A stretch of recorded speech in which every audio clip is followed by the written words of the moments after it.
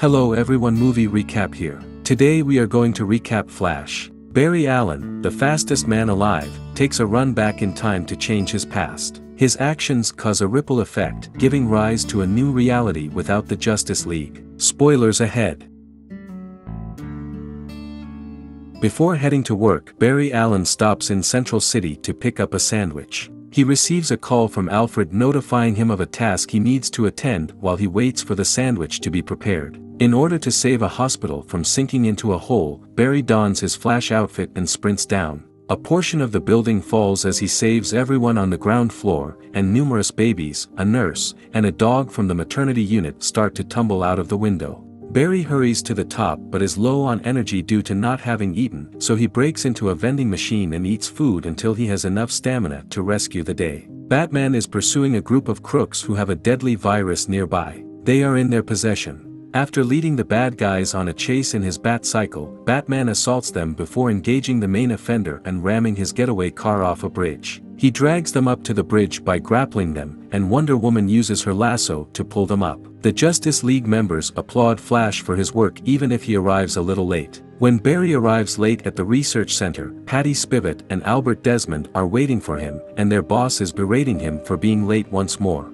When speaking to the press, the leader also boasts about recent advancements at their place of business. Iris West, one of the reporters, knows Barry from college and wants to speak with him about the impending trial of Henry, Barry's father, who has been behind bars for more than 20 years after being falsely convicted of killing his wife Nora. Barry insists on his father's integrity. Barry and Henry later speak on the phone to go over security footage from the shop where Henry was when Nora was killed in order to establish Henry's alibi. Barry worries that the evidence will be accepted because it is impossible to see Henry's face to establish his presence. When Barry is ready to return to his childhood home, he dons the Flash outfit. He remembers going with Henry to get the can of tomatoes Nora needed for dinner when he was a kid on that particular day. He went back to the kitchen after hearing Nora crying and discovered her there with a knife in her chest. Barry was unable to do anything but watch in horror as his father clutched his mother's corpse in his arms. Then, as he continues to run extremely quickly, Barry begins to witness everything that has happened during the day up until the point where he has to save the infants. He tells Bruce that he has just realized he can run quickly enough to travel back in time at least a day. Bruce explains to Barry that sometimes people need to go through these painful experiences in order to shape who they have to be when Barry suggests that he can travel further back in time to save both his mother and Bruce's parents. After Bruce has left, Iris arrives to speak with Barry about Henry's case. After some deliberation, Barry determines that there is a way to prevent Nora's passing. In order to prevent Nora from forgetting the can of tomatoes and to prevent Henry from having to leave the house, the plan is to travel back in time and place the can in Nora's shopping cart. When Barry reaches his 18th year of life, another villainous-looking speedster appears and knocks him out of his speed force, landing him back in front of his house. When Barry enters the home, he is overcome with emotion at the sight of his mother and the fact that Henry is no longer behind bars. He is shocked to find his 18-year-old self, let us call him Barry 2, approaching the house as he is eating lunch with them. Barry 2 is captured by Barry, who he takes to his room where he explains his superpowers and where he came from in the future. The date is then mentioned as being September 29th, which is the day Barry received his powers, by Barry 2. Barry 2 will undergo the same bizarre event that granted Barry his powers when the two Barrys visit the research facility. Barry steps in front of Barry 2 as the lightning strikes, striking both of them just as Barry 2 starts to freak out. As the guards approach, they start to escape, but Barry notices that he is unable to phase or sprint quickly, indicating that he has lost his powers while Barry 2 has successfully obtained them. They go back to Barry 2's apartment, where he starts using his talents carelessly before the elder Barry has to convince him to be more responsible. When the Barrys visit Wayne Manor to look for Bruce, they discover an elderly, untidy Bruce who is now living alone after the passing of his Alfred. Since Gotham City is now more secure than ever, he has become resentful and stepped down from his role as Batman. Bruce informs Barry that he accidentally opened up additional timelines in the multiverse after explaining himself and his alternative future.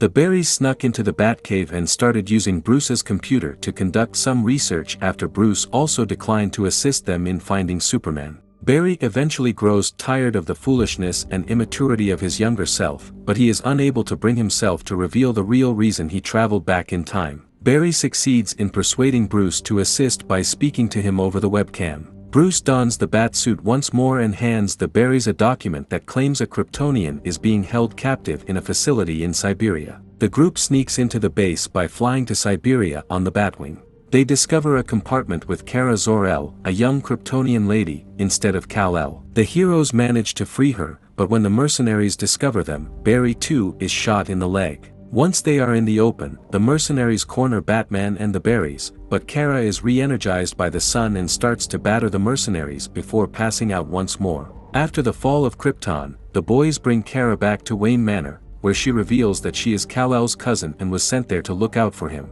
She dons her Supergirl suit and leaves to battle after finding out that Zod is on Earth. Just before they execute a soldier for failing to bring Zod, Kara, who is on her way to get Zod, spots him with his goon Farah. She then sees the other Kryptonians massacre the troops before help arrives. Then, in order to regain his powers, Barry seeks Bruce for assistance in reenacting the lightning storm. They put up a machine to accomplish it, but after the initial bolt of lightning, Barry too orders Bruce to restart the machine even though Barry appears injured and attempts to convince him to stop. Although the machine's circuits are destroyed, Kara flies over and drags Barry above the clouds for a more powerful lightning strike that effectively restores his powers. Then, the heroes decide to confront and defeat Zod. As he previously attempted, Zod is ready to terraform Earth using his world engine. As Kara and the two Barrys rush to battle the Kryptonians, they are both trying to devise clever ways to defeat unbeatable soldiers. While Batman flies overhead on the Batwing to offer help, Zod dispatches his brutish henchman Namek to present a greater challenge. When Zod is confronted, he claims that they have been after her instead of Kal-El all along because they need her blood for the Codex to reconstruct Krypton. Zod confirming Kal-El's demise prompts Supergirl to start battling the bad guy. She is overpowered by Zod and Farah, and Zod impales Kara to successfully draw blood. By colliding with Zod's plane and ultimately making a sacrifice, Batman also falls short of destroying it. The Barrys rush back in time to help them since they are so distraught over losing their comrades. Kara nevertheless perishes, and Batman passes away following a struggle with Namek. Before they successfully blow up Namek and impale Farah with a piece of his armor, Barry laments the loss of Bruce. Then Barry too starts to run away, and Barry follows him.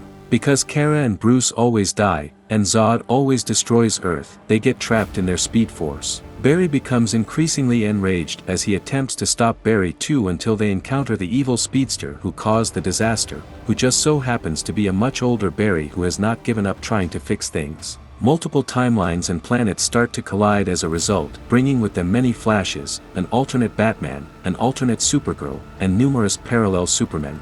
Barry too delivers the fatal blow, eliminating Dark Flash and repairing the other universes as Dark Flash prepares to execute Barry for trying to go back in time and undo saving Nora. Barry starts to run backward in time as he laments his younger self. Back at the store, Barry is ready to remove the tomato can from Nora's cart. He says to her for a moment that this is the final time he will see his mother before breaking down in tears. He is comforted by Nora, and before switching, Barry pauses to once more appreciate his mother. The security camera at the store is then brought to his attention before he goes back home to his timeline. Barry attends Henry's trial, where his attorney plays a newly upgraded video that Barry moved the camera to capture better images of Henry. This effectively establishes both his alibi and his innocence, enabling him to remain unpunished. Barry and Iris decide to have dinner together after the trial. Just as he is pulling up to the courthouse, Bruce calls and congratulates him. Then, Barry is dismayed to see that this is not the same Bruce he is familiar with.